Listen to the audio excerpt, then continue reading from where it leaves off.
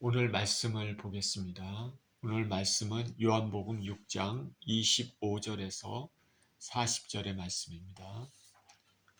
요한복음 6장 25절에서 40절의 말씀 같이 읽습니다.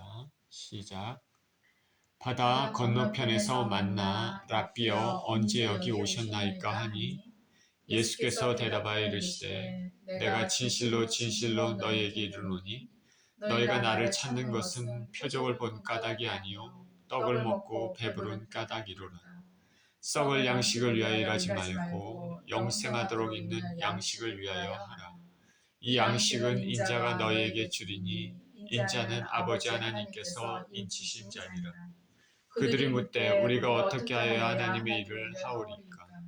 예수께서 대답하여 이르시되 하나님께서 보내신 이를 믿는 것이 하나님의 일이니라 하시니 그들이 묻되 그러면 우리가 보고 당신을 믿도록 행하시는 표적이 무엇이니까? 하시는 일이 무엇이니까?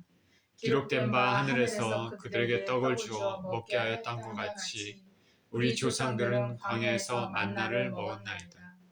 예수께서 이르시되 내가 진실로 진실로 너희에게 이르노니 모세가 너희에게 하늘로부터 떡을 준 것이 아니라 내 아버지께서 너희에게 하늘로부터 참떡을 주시나니 하나님의 떡은 하늘에서 내려 세상에 생명을 주는 것이니라. 그들이 이르되 주여 이 떡을 항상 우리에게 주소서. 예수께서 이르시되 나는 생명의 떡이니 내게 오는 자는 결코 줄이지 아니할 터이요 나를 믿는 자는 영원히 목마르지 아니하리라. 그러나 내가 너희에게 이르기를 너희는 나를 보고도 믿지 아니하는도다 하였느니라. 아버지께서 내게 주시는 자는 다 내게로 올 것이요 내게 오는 자는 내가 결코 내쫓지 아니하리라. 내가 하늘에서 내려온 것은 내 뜻을 행하려 함이 아니요 나를 보내신 이의 뜻을 행하려 함이니라. 나를 보내신 이의 뜻은 내게 주신 자 중에 하나도 잃어버리지 아니하고 마지막 날에 다시 살리는 이것이니라.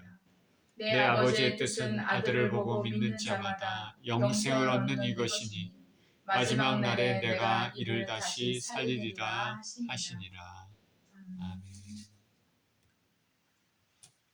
하나님이 보내신 생명의 떡이란 제목으로 말씀을 나누겠습니다. 기도합니다. 사랑의 하나님, 감사와 찬양을 드립니다.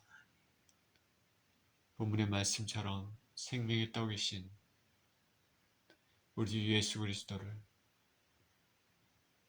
그 가르침을 묵상하고 생각하며 적용하는 귀한 시간이 되게 해주시고 또 예수님의 은혜를 체험하는 또 귀한 시간 되게 하여 주옵소서. 감사드리며 우리 주 예수 그리스도 이름으로 기도합니다. 아멘.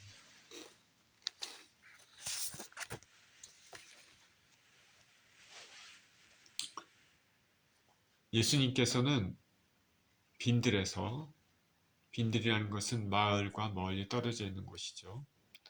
빈들에서 물고기 2마리, 떡 5덩이를 가지고 성인 남자 5,000명, 아이들과 여인까지 포함하면 수많은 사람들을 먹이셨습니다.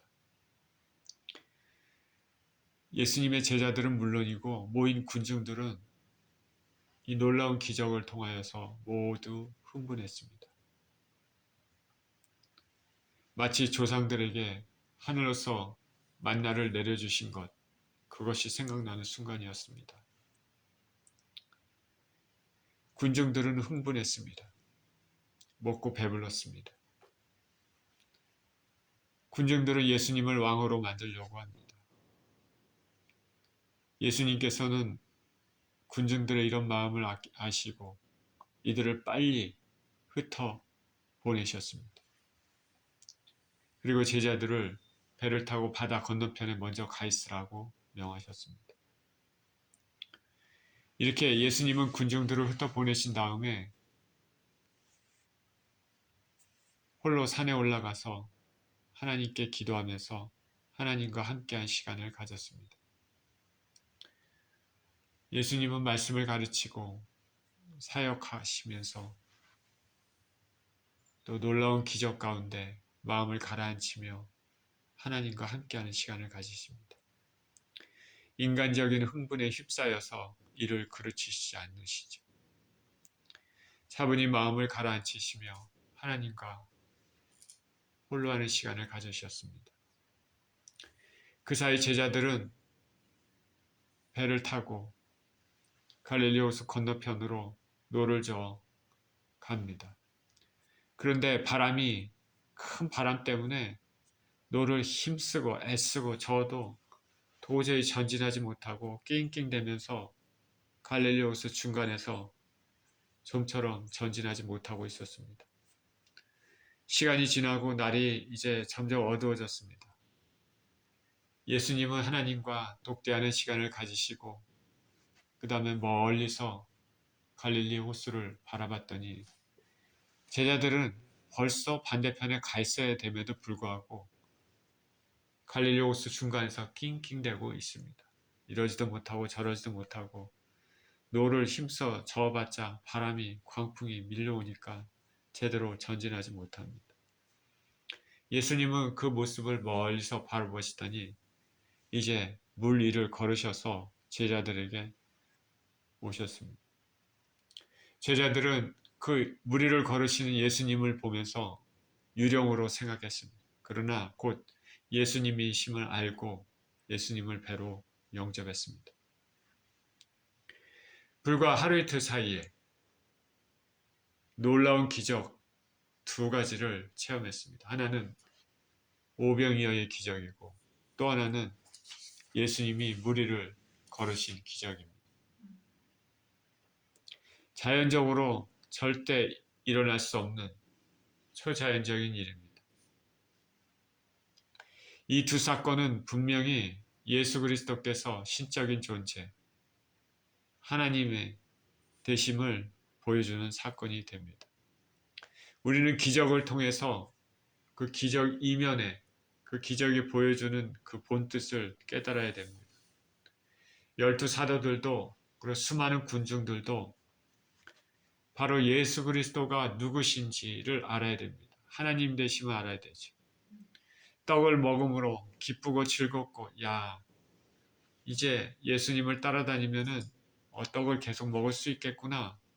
이런 육신의 생각보다는 떡을 만들어 공급할 수 있는 분은 하나님밖에는 없다라는 그런 생각을 해야 된다는 것이죠. 예수님이 누구신지를 알아야 된다는 것이죠. 깨달아야 됩니다. 예수님이 제자들의 배에 오르자 배는 즉시 낑낑대면서 꼼짝도 못했던 배가 즉시 바다 건너편으로 도착했습니다. 건너편은 이제 가버나움이라는 동네입니다. 한편 예수님으로부터 오병이어의 기적을 체험한 군중들은 예수님이 어디 계신지 예수님을 찾았습니다. 그죠? 놀라운 일을 체험했기 때문에 예수님이 흩어 보내시긴 했지만 예수님을 찾는 거죠.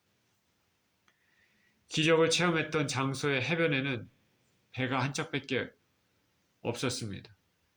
그리고 보니까 예수님은 배에 오르지 않았다는 것을 보았고 제자들만 배에 올라서 배를 타고 바다 건너편으로 가는 것을 보았습니다. 그래서 예수님도 제자들도 이제 이쪽 편에는 없음을 알고 예수님을 찾아서 군중들은 바다 건너편으로 왔습니다. 오늘 본문을 살펴보겠습니다. 25절입니다. 바다 건너편에서 만나 랍비여 언제 여기 오셨나이까 하니 예수께서 대답하여 이르시되 내가 진실로 진실로 너희에게 이르노니 너희가 나를 찾은 것은 표적을 본 까닭이 아니요 떡을 먹고 배부른 까닭이로다. 썩을 양식을 위하여 일하지 말고 영생하도록 있는 양식을 위하여 하라. 이 양식은 인자가 너희에게 주리니 인자는 아버지 하나님께서 인치신 자니라. 군중들이 갈릴리 바다 건너편에 도착을 했습니다. 그랬더니 예수님이 거기 계셨습니다. 랍비여 언제 여기 오셨습니까? 예수님 말씀하십니다. 너희가 나를 찾은 것은 표적 때문이 아니다. 떡을 먹고 배부른 때문이다. 예수님은 마음을 다 아시죠. 사람의 심령 안에 있는 마음, 무슨 생각을 하고 있는지 다 압니다. 의도를 다 아시죠. 다시 말해 예수님을 구원의 주, 예수님의 메시아 되심을 생각하기보다는 예수님을 기적을 베푸시는 분, 자신들의 먹는 문제를 해결해 주실 수 있는 분으로 먼저 생각하고 있습니다. 오늘날 많은 사람들이 예수님께 나오고 기도를 하는 것은 문제 해결을 위해 나오는 경우가 많습니다. 분명 예수님은 우리가 겪는 인생의 어려운 문제들을 해결해 주십니다. 기도하라고 분명히 말씀하셨습니다. 수고하고 무거운 짐진 자들 다 내게로 맡기라고 말씀하셨기 때문입니다. 자녀를 위해서 어려운 문제들을 해결해 주시고 힘을 주시는 분입니다. 그러나 예수님의 마음은 그것보다 먼저는 우리의 문제를 해결해 주신 분이 누구신지를 알기를 원하십니다. 예를 들어 한 가정의 아버지가 멀리 출장을 갔다 집으로 돌아온다고 생각해 봅시다. 사랑하는 어린 자녀를 위해서 정말 자녀가 갖고 싶어하는 좋은 선물을 가지고 집에 왔습니다. 오랫동안 출장을 갔다가 몇 개월간 있다가 오랜만에 집에 도착했습니다. 아버지는 자녀를 보고 싶은 마음이 간절합니다. 집에 오자마자 자녀는 오랫동안 보지 못한 아버지, 그 아버지를 정말 반갑게 맞이하고 좋아하고 그래야 되는데 그 아버지는 그냥 잠깐 인사만 하고 본체만 채하고 아버지가 가지고 온 그 선물만을 받아가지고 좋아서 자기 방으로 들어갔습니다. 아버지는 자녀의 그런 모습에 매우 실망을 했습니다. 자녀는 오랜만에 보게 된 반가운 아버지가 아니라 아버지가 가져온 선물이 더 좋은 것입니다. 그러니까 우리는 생각해 봐야 됩니다. 선물이 중요한가? 선물을 주시는 아버지가 중요한가? 우리는 예수님은 하나님이시며 우리의 생명에 살고 죽는 것을 주관하시는 분이라는 것, 모든 것의 근원적인 문제인 죄의 문제와 구원의 문제를 해결해 주시는 분이라는 것을 알아야 됩니다. 예수님은 하나님이십니다. 경배받으셔야 될 분이십니다.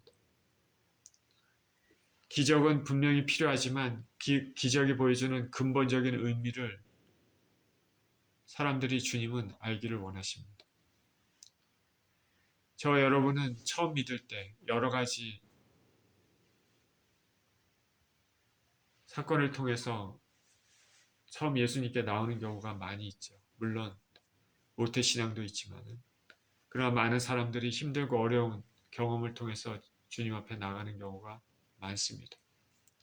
그때 구원의 길에 들어서는 것이죠. 간절히 기도했을 때 주님은 그 은혜를 그 삶의 문제를 해결해 주십니다. 자, 그러나 이제 시간이 지나서 초보의 길을 넘어섰다면 이제는 우리가 그 예수 그리스도께서 누구신지 그것을 생각하고 그분은 우리의 경배와 찬양을 받으시는 하나님이심을 알아야 됩니다. 합당한 자세로 예배해야 됩니다. 시간이 많이 지나고 신앙이 자라야 함에도 불구하고 지금도 주님은 나를 위해 뭘 주시는 분, 그런 목적만 가지고 주님 앞에 나가서는 안 되는 것입니다. 예수님께서는 너희가 나를 찾은 것은 먹고 배부른 까닭이다. 썩을 양식을 위해 일하지 말고 영생하도록 하는 양식을 위해 일하라고 말씀하십니다. 믿음이 없는 사람들은 지금 당장 육신의 것이 중요합니다. 그리고 육신의 것은 중요하죠. 우리가 먹고 살아야 되니까. 그러나 믿음이 없는 사람은 그것만을 위하여 산다는 것이 문제입니다. 그러나 믿음 있는 사람들, 진정으로 깨어있는 그리스도인들은 영생을 준비하면서 살아야 됩니다. 주님이 이렇게 말한 것은 분명히 이 삶이 더 중요하다는 것을 알고 계시기 때문입니다. 우리 주님께서는 잠시 스치는 것, 있었다 없어질 것, 썩어질 것보다는 영원한 것을 좋아하십니다. 우리 주님께서는 우리의 육신의 것도 보시겠지만은 무엇보다도 보이지 않는 영원한 것, 우리 안에 있는 영혼을 더 중요하게 여기십니다. 썩을 양식을 위해 신앙생활하는 것은 세상의 여타 종교나 미신과 다를 바가 없습니다.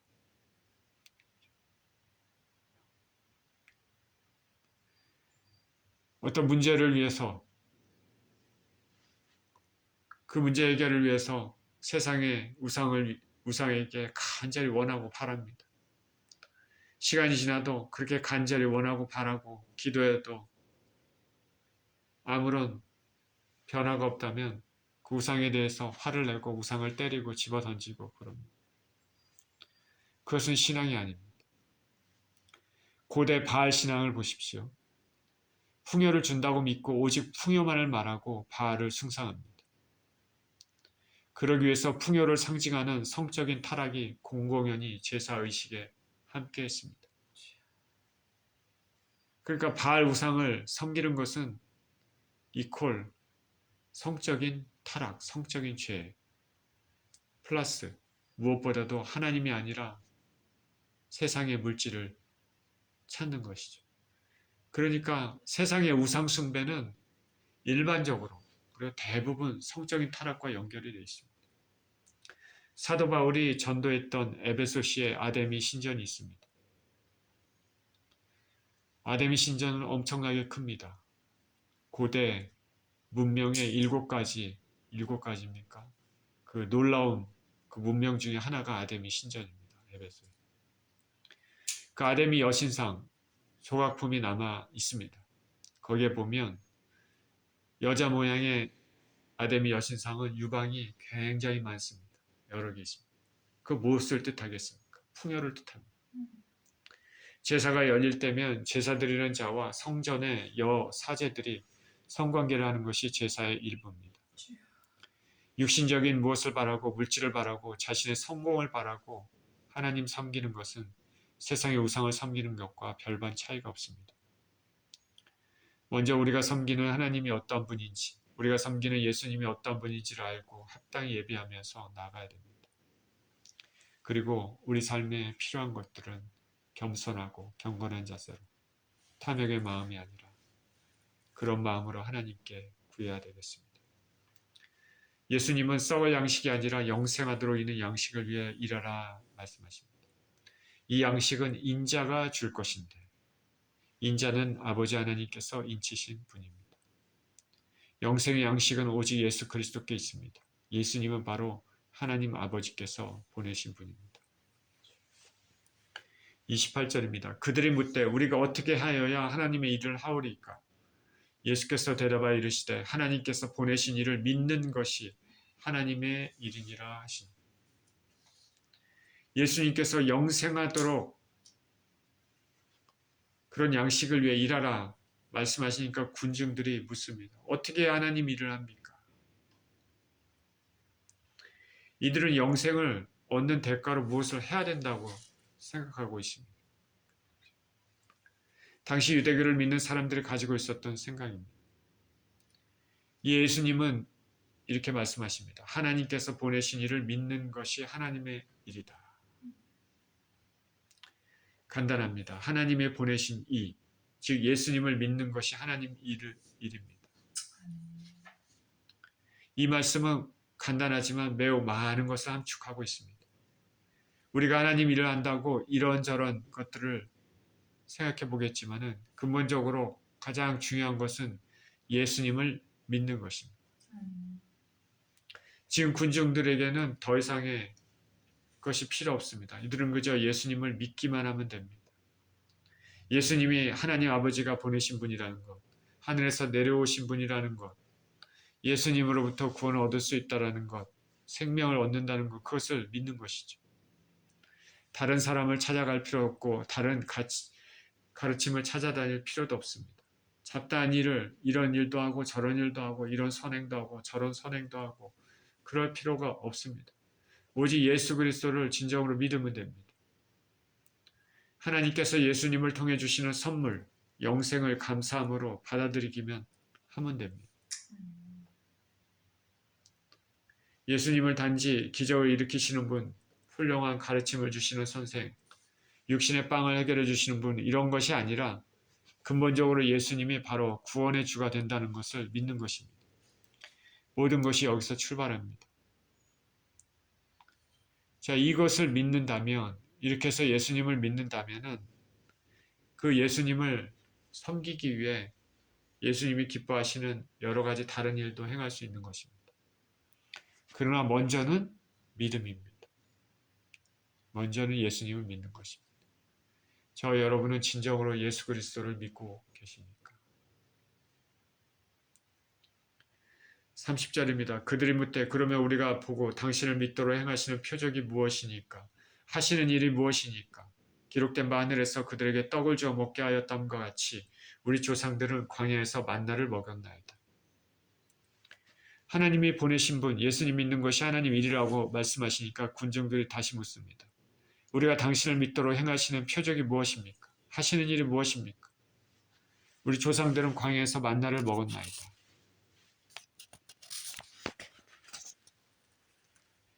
이 군중들의 말에서 예수님이 행하신 오병이어의 표적에 대해서도 이들은 기적으로만 생각하고 있지 표적을 통해서 예수님이 하나님의 아들이심을 그거는 모르고 있는 것입니다. 이런 표적을 보고도 이렇게 묻습니다. 하시는 일이 무엇입니까? 우리 조상들은 광야에서 만나를 먹었습니다. 광야에서는 이스라엘 민족 전체 만나를 먹었는데 우리가 지금 먹은 것 그건 빈들에서 고작 성인 5,000명 정도에 지나지 않습니까? 그렇게 생각하는 거 비슷한 것이. 하늘로서 오는 표적은 좀 더 강력한 것. 그게 필요하다고 생각하는지 모르겠습니다. 지금까지 받은 표적들이 있지만은 그거 말고 더 센 거, 확실한 것, 그게 필요합니다. 우리 조상들은 광야에서 만나 먹었습니다. 예수님 당신을 믿기 위해서는 더 큰 표적, 더 확실한 기적이 필요합니다. 우리는 군중의 이런 반응을 통해서 믿기 위해 새로운 것을 구할 수도 있지만은 기존의 은혜를 통해서 하나님의 뜻을 하는 그런 민감한 것들이 있어야 된다는 것을 느낍니다. 이 32절입니다. 예수께서 이르시되 내가 진실로 진실로 너에게 이르노니 모세가 너에게 하늘로부터 떡을 준 것이 아니라 내 아버지께서 너에게 하늘로부터 참떡을 주시나니 하나님의 떡은 하늘에서 내려 세상에 생명을 주는 것이니라. 예수님께서 말씀하십니다. 하늘로서 만나를 준 것은 모세가 준 것이 아니라 내 아버지께서 주신 것이라. 그리고 그 하나님께서는 참떡을 너희에게 주시는데 이 참떡은 세상에 생명을 주는 것입니다. 참떡, 트루브레드는 세상에 생명을 주는 것입니다. 참떡은 타락하고 어두운 세상에서 멸망하지 않고 살 수 있는 근본적인 인간의 죄의 문제를 해결해 줄 수 있는 생명의 떡입니다. 그랬더니 34절에 그들이 이르되 주여 이 떡을 항상 우리에게 주소서. 35절에 예수께서 이르시되 나는 생명의 떡이니 내게 오는 자는 결코 줄이지 아니할 터이요 나를 믿는 자는 영원히 목마르지 아니하리라. 군중들이 이 떡을 우리에게 항상 주십시오. 많이 들어본 말이죠. 수가성 여인이 이 우물을 나에게 주십시오. 생수의 우물. 군중들이 이 떡을 항상 우리에게 주십시오. 떡의 의미를 정확히 이해했는지 모르겠지만 군중들은 이 떡을 항상 달라고 말합니다. 한 번, 두 번 먹을 것이 아니라 언제나 먹을 수 있도록. 이에 예수님 말씀하십니다. 나는 생명의 떡이니 내게 오는 자는 결코 줄이지 아니하고 나를 믿는 자는 영원히 목마르지 아니한다. 참떡, true bread, 생명의 떡은 바로 예수님이라 말씀하십니다. 나는 생명의 떡이니 요한복음에 나오는 예수님의 선언, 나는 무엇이다 라는 것의 첫 번째 선언입니다. 나는 생명의 떡이다. 그러니 예수님께 오는 자는 결코 줄이지 아니한다 말씀하십니다. 예수님께 다가가는 자는 결코 영적인 배고픔을 느끼지 않는다. 예수님을 믿는 자는 영원히 목마르지 않는다. 내게 오는 자는 결코 줄이지 않는다와 나를 믿는 자는 영원히 목마르지 않는다는 것은 똑같은 말을 다른 단어, 다른 문장으로 다시 나아라는 것입니다. 똑같은 의미입니다. 결국 예수님께 나아가는 자, 예수님을 믿는 자는 영적으로 줄이지 않고 목마르지도 않게 됩니다. 끊임없는 생명의 떡, 생수의 원천이 되시기 때문입니다. 이 말씀을 음미해 보면 예수님이 바로 하나님이라는 사실을 알 수 있습니다. 앞에 27절에서 예수님께서는 영생하도록 있는 양식을 주시겠다 말씀했습니다. 영생하도록 있는 양식을 예수님께서 주시겠다. 32, 33절에는 하나님 아버지께서 생명을 주는 떡을 주시겠다 말씀했습니다. 여기서 예수님께서는 자신을 생명의 떡이고 예수님을 믿으면 영원히 목마르지 않는다 말씀하십니다. 자, 이런 예수님의 말씀을 서로 연결해서 정말 이해하고 있다면 예수님께서는 자신을 하나님 아버지와 동일시하시고 계신다는 것을 알 수 있습니다. 예수님 안에 생명이 있습니다. 영생을 원하는 자는 바로 예수님께 나아가야 합니다. 영생을 얻고 싶다면 예수님 믿으면 됩니다. 아버지 하나님의 뜻은 바로 보내신 예수님 믿는 것이고 이것이 하나님 일을 하는 것입니다. 하나님 아버지 뜻은 명확합니다. 바로 사람들이 예수님 믿고 영생 얻기를 원하십니다. 지금도 하나님은 인생들이 진정으로 예수님 믿고 영생을 얻기를 간절히 원하십니다. 36절입니다. 그러나 내가 너에게 이르기를 너희는 나를 보고도 믿지 아니한도다 하였느니라. 아버지께서 내게 주시는 자는 다 내게로 올 것이요 내게 오는 자는 내가 결코 내쫓지 아니하리라.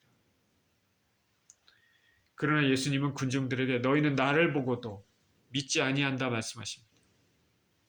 나를 보고도 지금 믿지 않고 있다. 예수님은 각자의 심령을 다 알고 계시는 것이죠. 누가 믿는지 누가 믿지 않는지. 이들이 예수님을 따라다녀도 무슨 목적으로 따르는지 다 아십니다. 믿음이 있는 것인지. 그렇기 때문에 초반의 말씀에도 너희가 나를 찾은 것은 표적이 아니라 먹고 배불렀기 때문이라 말씀하셨습니다. 자, 예수님을 믿는 것이 쉽지 않아 보입니다. 그죠? 로버트처럼 기게트처럼 예수님을 믿어라 이렇게 해서 믿을 수 있는 것이 아닙니다. 하나님께서 인간에게 자유의지를 주시고 그 의지에 따라서 예수님을 믿을 수도 있고 믿지 않을 수도 있습니다. 자유의지는 참으로 아름답고 인간이 로봇가 아니고 그런 것을 좀 귀한 존재임을 깨닫게 하지만 자유의지는 또한 그 책임을 수반하는 것이죠. 놀라운 기적, 표적을 보고도 예수님은 기적을 일으키시는 분, 훌륭한 선생으로만 생각하고 있기 때문입니다. 갑자기 여호수아 생각이 납니다. 자유의지. 너희는 너희가 보기에 마지막 고별 선거에서 이 세상에 이 가나안 땅의 우상들이 너희에게 좋아 보이거든 너희 마음대로 해라. 그러나 나와 내 집은 오직 여호와만 섬기겠노라. 자유의지입니다.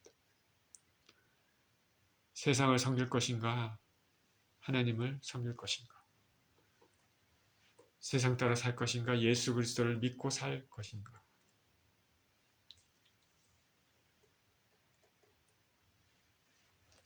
예수님 믿는 것이 쉽지 않아 보이는데 놀라운 기적, 표적을 보고도 예수님을 기적을 일으키시는 분, 훌륭한 선생으로만 생각하고 있기 때문입니다. 그리고 예수님 앞으로 가면 먹을 것을 해결받고 이 땅의 삶의 문제, 육적인 갈망을 충족시킬 수 있는 분으로만 생각하고 있습니다. 사람이 하늘 것을 본다고, 하늘의 기적을 본다고 믿어지는 것은 아니다. 보고 믿는 것에 한계가 있다. 보는 것이 믿는 것의 최선의 방법은 아니다. 예수님은 도마에게 보지 않고 믿는 자들은 복되도다 말씀하셨습니다. 나에게 먼저 보여달라 그러면 믿겠노라. 거짓입니다. 하나님이 택하신 사람들은 먼저 보이지 않아도 믿음으로 나가게 되어 있습니다. 예수님은 이들의 마음을 알고 계셨습니다. 나를 보고도 믿지 아니하는도다. 우리가 예배드리는 자세도 주님은 우리가 어떠한 심령의 자세로 드리는지 잘 알고 계십니다. 애통하고 간절한 마음으로, 경외의 마음으로 드리는지, 아무 생각 없이 형식적으로 드리는지, 혹은 다른 목적으로 드리는지, 저 여러분들은 두려운 마음으로 하나님 앞에 나아가야 되겠습니다. 예수께서는 우리의 심령을 살피시는 분임을 명심하고 정직하고 진실하게 영으로 주님을 예배해야 하겠습니다. 기도를 할 때도 아름다운 말을 쓰는 것보다도 서툴고 어눌하더라도 진심을 담아서 거짓되지 않게 하나님 앞에 나가는 것이 중요합니다. 여기 예수님은 아버지 하나님이 주시는 자는 다 내게로 온다 말씀하셨습니다. 아버지가 주시는 분들은 예수님께 오게 되어 있습니다. 진정한 하늘나라의 백성들이기 때문입니다. 아버지가 선택한 사람들은 예수님께 나오고 예수님 믿습니다. 이 사람들을 예수님은 절대로 내치지 않습니다. 예수님은 자신에게 오는 자를 절대 거절하거나 내치시지 않습니다. 우리가 믿음의 주에 온전케 하시는 예수님을 끝까지 바라보고 있어야 한다는 사실을 깨닫게 해줍니다. 예수님으로부터 멀어져 있다면 그것은 예수님이 내치신 것이 아니라 스스로 예수님으로부터 멀어진 것임을 알아야 됩니다. 저 여러분이 혹 지금 내가 예수님과 멀어져 있다고 느끼고 있다면 회개하고 간절한 마음으로 예수님께 나아가야 되겠습니다. 하나님이 택하셨지만 우리가 할 행동은 예수님께 나아가는 것입니다. 택하심과 신앙적 결단이 동시에 필요한 것이죠. 38절입니다. 내가 하늘에서 내려온 것은 내 뜻을 행하려 함이 아니요 나를 보내신 이의 뜻을 행하려 함이니라. 나를 보내신 이의 뜻은 내게 주신 자 중에 내가 하나도 잃어버리지 아니하고 마지막 날에 다시 살리는 이것이니라. 내 아버지의 뜻은 아들을 보고 믿는 자마다 영생을 얻는 이것이니 마지막 날에 내가 이를 다시 살리리라 하시니라. 예수님의 기원에 대해서 말씀하십니다. 예수님은 하늘에서 내려오신 분입니다. 그리고 예수님은 자신의 뜻이 아니라 자신을 보내신 아버지의 뜻을 행하기 위해서 오셨습니다. 예수님은 철저히 보내신 분의 뜻을 이루기 위해 순종하셨습니다. 보내신 아버지 하나님의 뜻은 예수님께 주신 자 중에 하나도 잃어버리지 않고 마지막 날에 다시 살리는 것입니다. 다른 말로 하면 하나님 아버지의 아들 예수님을 믿는 자마다 영생을 얻는 것입니다. 이 믿는 자들은 마지막 날에 예수님께서 다시 살리실 것입니다. 여기 다시 한번 명확히 말씀하셨습니다. 아버지 하나님의 뜻은 사람들이 아들 되신 예수님을 믿는 것입니다. 그래서 영생을 얻게 되는 것입니다. 이것이 하나님 선물입니다. 하나님은 우리 인생들에게 좋은 것을 주시기를 원하십니다. 우리들은 그저 감사함으로 받으면 됩니다. 감사함으로 예수님 믿으면 됩니다. 그래서 영원토록 영생을 얻고 하나님과 복락의 삶을 삽니다. 신앙은 이렇게 간단한데 근데 이상하리라 만큼 많은 사람들은 예수님께 나오지 않고 믿지도 않습니다. 지금 정보가 발달한 사회에서 누군가가 한 번 정도 이상은 예수님에 대해 들어봤습니다. 그런데도 예수님 앞에 나오기를 싫어하는 사람들이 너무나 많습니다. 복음을 거부하는 것을 넘어서 오히려 복음의 박해자를 자처하는 사람들도 많습니다. 좋은 것을 주는데도 스스로 내칩니다. 더구나 그 좋은 것이라는 것은 영생입니다. 이에 대한 설명은 오는 예수님 말씀처럼 내게 주신 자 중에 내가 하나도 잃어버리지 아니하고 마지막 날에 다시 살리는 것이라는 데 있습니다. 내게 주신 자 중에 모든 사람이 죄인인 상태에서 하나님은 선택된 사람들에게 특별 은총을 주셔서 예수님께 나아가는 믿음을 주셨기 때문입니다. 하나님 아버지께서 주신 자만 예수님께 나아가게 되어 있습니다. 저 여러분들이 진정으로 예수님 믿는다면 이것은 하나님 은혜이고 하나님 선물임을 알아야 됩니다. 이 믿음을 가진 사람들은 예수님께서 마지막 날에 다시 살리신다고 말씀하십니다. 우리가 이 땅에 살다 죽게 되면 우리의 육신은 땅에 묻히고 영혼은 하나님과 함께 거하게 됩니다. 그러다가 주님이 이 땅에 다시 오시는 날 우리의 육신과 영혼이 다시 하나 돼 이전과는 다른 영광스러운 부활의 몸으로 부활합니다. 예수님 믿는 자들에게 이런 은혜를 주십니다. 이 부활은 찬란의 영광의 부활입니다. 다시 살리시는 부활입니다. 하나님 아버지께서는 우리 인생들에게 영생을 주시기를 원하십니다. 그래서 그 아들 예수님을 주셨습니다.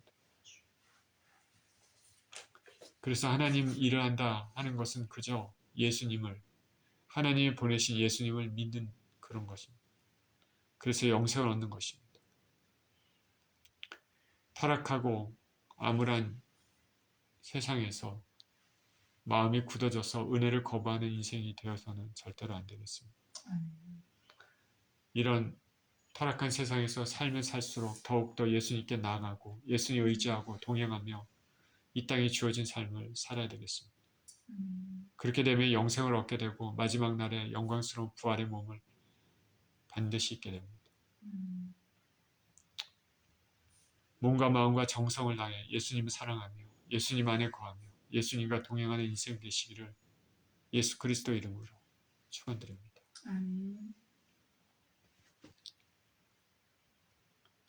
생명의 떡이신 예수 그리스도를 알게 해주신 것에 감사를 드립니다. 하나님 아버지의 뜻은, 하나님 아버지의 일은 생명을 주시기 위해 보내신 아들 되신 예수 그리스도를 믿는 것입니다. 하나님 우리 아버지, 우리가 진정으로 우리 주 예수 그리스도를 믿어 영생을 얻게 해주시고 마지막 날에 다시 영광스러운 부활의 몸을 입게 되는 영광을 얻게 하여 주옵소서. 우리에게 귀한 믿음을 주신 것에 감사드리며 예수 그리스도 이름으로 기도합니다. 아멘.